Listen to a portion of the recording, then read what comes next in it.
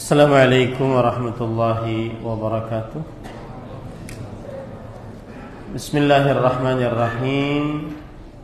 Innal hamdalillah nahmaduhu wa nasta'inuhu wa nastaghfiruh wa na'udzu billahi min shururi anfusina wa sayyiati a'malina. Man yahdihillahu fala mudilla lahu wa man yudlil fala hadiya lahu. وأشهد أن لا إله إلا الله وحده لا شريك له وأشهد أن محمدا عبده ورسوله يا أيها الذين آمنوا اتقوا الله حق تقاته ولا تموتن إلا وأنتم مسلمون يا أيها الناس اتقوا ربكم الذي خلقكم من نفس واحدة وخلق منها زوجها وبث منهما رجالا كثيرا ونساء واتقوا الله الذي تساءلون به والأرحام إن الله كان عليكم رقيبا يا أيها الذين آمنوا اتقوا الله وقولوا قولا سديدا يصلح لكم أعمالكم ويغفر لكم ذنوبكم ومن يطع الله ورسوله فقد فاز فوزا عظيما أما بعد فإن أصدق الحديث كتاب الله وأحسن الهدي هدي محمد صلى الله عليه وعلى آله وسلم وشر الأمور محدثاتها وكل محدثة بدعة وكل بدعة ضلالة وكل ضلالة في النار. Alhamdulillah, kita bersyukur pada Allah Subhanahu wa taala pada hari ini, hari Sabtu malam Ahad 13 Rabiul Akhir 1445 Hijriah. Kita dimudahkan oleh Allah Subhanahu wa taala untuk kembali duduk bersama di Masjid Al-Amin Samarinda, Kalimantan Timur, dalam sebuah kajian dengan judul At-Tariqu ila Taubah, cara bertaubat. Salawat dan salam semoga selalu Allah berikan kepada Nabi kita Muhammad sallallahu alaihi wa ala alihi wasallam, pada keluarga beliau, para sahabat, serta orang-orang yang mengikuti beliau sampai hari kiamat kelak. Dengan nama-nama Allah yang husna dan sifat-sifatnya yang ulia, kita berdoa, Allahumma inna nas'aluka ilman nafi'an wa rizqan tayyiban wa amalan mutaqabbala. Allahumma anfa'na bima 'allamtana wa 'allimna ma yanfa'una wa zidna ilma. Allahumma inna na'udzubika min 'ilmin la yanfa' wa min qalbin la yakhsha' wa min nafsin la tashba' wa min du'ain la yusma'. Allahumma amin. Wahai Allah, kami mohon kepada Engkau ilmu yang bermanfaat, rezeki yang baik, dan amal yang diterima. Wahai Allah, berikanlah kepada kami ilmu yang bermanfaat, dan jadikanlah ilmu yang Engkau berikan kepada kami sebagai ilmu yang bermanfaat, dan tambahkanlah kepada kami ilmu. Wahai Allah, kami berlindung kepada Engkau dari ilmu yang tidak bermanfaat, dari hati yang tidak khusyuk, dari jiwa yang tidak puas, dan dari doa yang tidak dikabulkan. Allahumma amin. Ahibati fillah, afanillah wa iyyakum, kaum muslimin jamaah Masjid Al-Amin yang saya cintai karena Allah. Semoga Allah Subhanahu wa taala selalu memberikan afiat kepada kita di dunia dan di akhirat. Tema kita adalah ila taubah, cara bertaubat. Tema tentang taubat ini penting dikarenakan yang pertama adalah taubat ini dalam Al-Quran. Dan jika diperintahkan oleh Allah di dalam Al-Quran, berarti dia adalah ibadah yang diperintahkan oleh Allah Subhanahu wa taala dalam bahkan banyak ayat, kira-kira sekitar 7 atau 5 sampai 7 ayat. Allah Subhanahu wa taala berfirman di dalam Al-Qur'an surat Hud ayat 3, wa anistaghfiru rabbakum thumma tubu ilaihi. Dan hendaklah kalian memohon maghfirah kepada Allah Rabb kalian, dan hendaklah kalian bertaubat kepadanya. Kemudian juga Allah berfirman dalam surat Hud ayat 52, wa ya qaumi istaghfiru maghfirah kepada Allah Rabb kalian, kemudian bertobatlah kalian kepadanya. Kemudian juga di dalam surat Hud ayat 61 Allah berfirman, fastaghfiruhu thumma tubu ilaihi, maka mintalah maghfirah kepadanya oleh kalian seluruhnya, kemudian bertaubatlah kalian kepadanya seluruhnya. Begitu juga dalam surat Hud ayat 90, Allah ilaih kalian, kemudian bertobatlah kalian kepadanya. Semua perintah-perintah Allah Subhanahu wa taala tentang taubat. Begitu juga dalam surat An-Nur ayat 31, Allah Subhanahu wa taala berfirman, wa tubu ilallahi jami'an ayyuhal mu'minun la'allakum tuflihun. Bertobatlah kalian seluruhnya kepada Allah, wahai orang-orang beriman, agar kalian beruntung. Begitu juga dalam surat At-Tahrim ayat 8, Allah berfirman, ya ayyuhalladzina amanu tubu ilallahi taubatan nasuhan asa rabbukum an yukaffira ankum sayyi'atikum wa yudkhilakum jannatin tajri min tahtiha al-anhar yawma la yukhzillahu an-nabiyya walladzina amanu. Wahai orang yang beriman, bertobatlah kepada Allah dengan taubat yang semurni-murninya.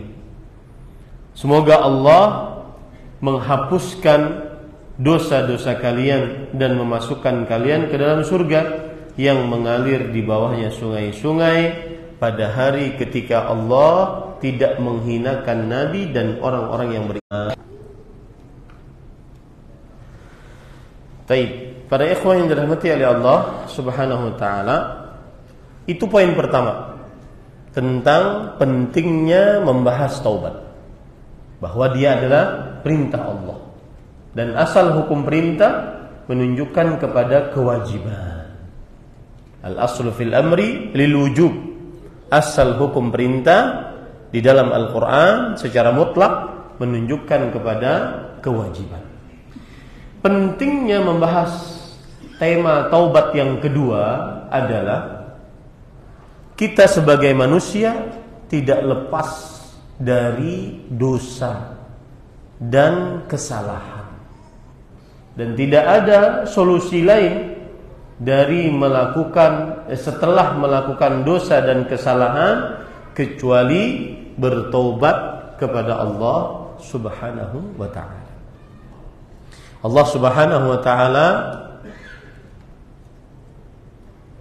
berfirman di dalam hadis sahih, Ibnu Adam innakum tukhti'una bil-laili wan-nahar. Wahai anak Adam, sesungguhnya kalian melakukan kesalahan di malam hari dan di siang hari. Ya, lihat hadis Rasul sallallahu alaihi wasallam yang merupakan hadis qudsi. Allah Subhanahu wa taala berfirman, wahai hamba-hambaku, sesungguhnya kalian melakukan kesalahan di siang hari dan di malam hari.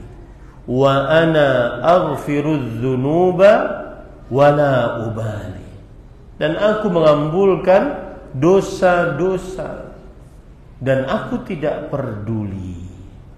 Nah, ini para ikhwan yang dirahmati oleh Allah Subhanahu wa taala. Dalam riwayat yang lain, wa ana aghfirudz dzunuba jami'an fastaghfiruni aghfir lakum. Dan aku mengampuni dosa-dosa seluruhnya, maka mintalah maghfirah kepadaku, niscaya aku akan berikan maghfirah untuk kalian. Nah, kita ini makhluk yang tidak lepas dari dosa dan kesalahan.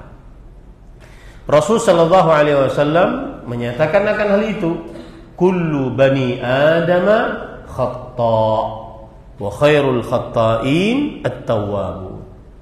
Yang artinya setiap anak Adam, dan kullu itu adalah aqwa siyaghir dalla 'alal umum.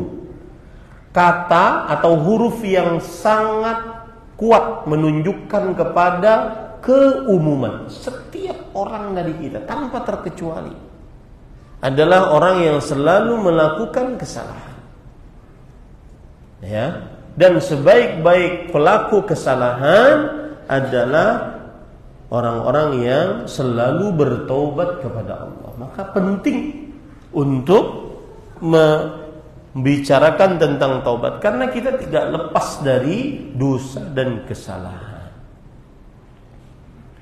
Dan manusia di dunia ini tidak lepas keadaannya dari tiga hal. Apabila dia mendapat nikmat, dia bersyukur. Apabila dia mendapat musibah, dia bersabar. Dan apabila dia berdosa, dia istighfar. Tidak lepas keadaan manusia kecuali dari itu. Maka penting membahas tema ini, terutama para ikhwah, sarana-sarana melakukan dosa dan kesalahan di zaman sekarang tambah mudah, yang mengakibatkan seseorang banyak dosanya, yang mana mengakibatkan dia wajib untuk segera bertobat, dan tidak bisa dia bertobat kecuali di atas ilmu agama. Bagaimana cara bertobat yang benar dari dosa-dosa yang pernah dia lakukan. Nah, di sini pentingnya belajar ilmu agama. Kemudian yang ketiga, pada ikhwan yang dirahmati oleh Allah Subhanahu wa taala,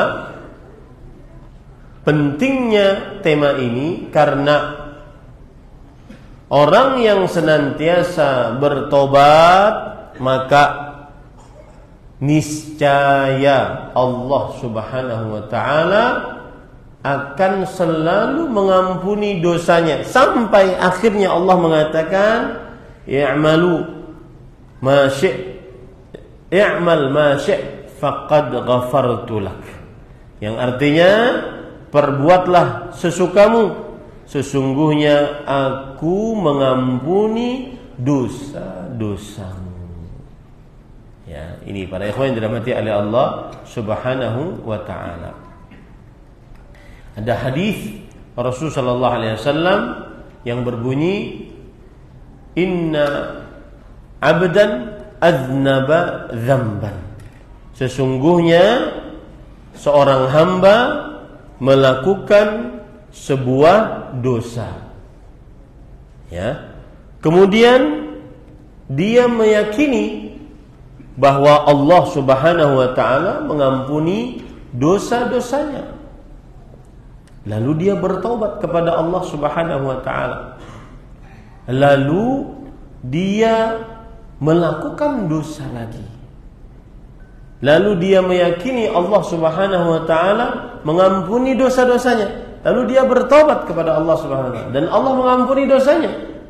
Lalu dia melakukan dosa lagi. Sampai di akhirnya Allah Subhanahu wa taala mengatakan, qad ghafartu li 'abdi falyaf'al ma sya'. aku telah ampuni hamba-hambaku, maka dia boleh berlaku sesuka dia. Selama bertobat, selama itu pula dosanya diampuni. Nah, di sini pentingnya mempelajari tentang cara bertobat. Saya bacakan hadisnya dari Abu Hurairah radhiyallahu anhu. Rasul sallallahu alaihi wasallam bersabda, Allah Subhanahu wa taala berfirman, "Aznaba 'abdun dzamban." Ada seorang hamba melakukan dosa. Faqala, lalu hamba tersebut berdoa, "Allahumma ighfirli dzambi." Ya Allah, berikan maghfirah untukku atas dosa-dosaku. Lalu Allah berfirman, "Aznaba 'abdi dzamban."